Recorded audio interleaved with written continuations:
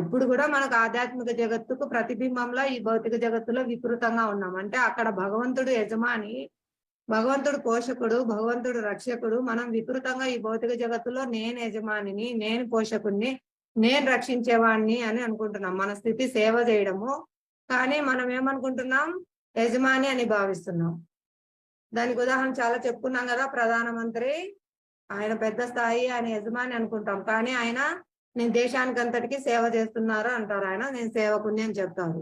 అలాగే ఇంటికి యజమాని అనుకుంటారు, కానీ ఆయన ఇంటికి అంతటికి సేవ చేస్తున్నారు. నిజమా అండి, కాదా?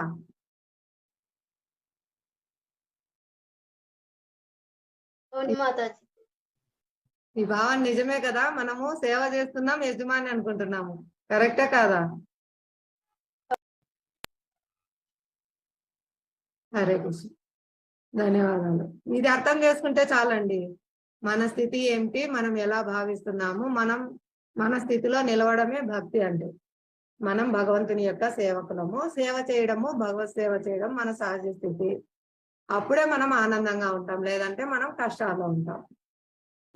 చాలా సులభం అండి భక్తి యోగము. ఈ భగవద్గీత అర్థం చేసుకోవడం పెద్ద కష్టమేం కాదు, చాలా సులభము. మనం రియాలిటీని చూడాలి, కానీ మనం ప్రతిబింబాన్ని చూస్తున్నాము.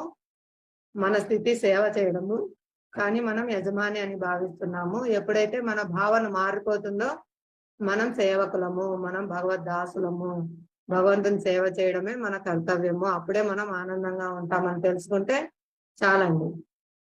అదే మన సహజ స్థితికి తీసుకొని వస్తుంది.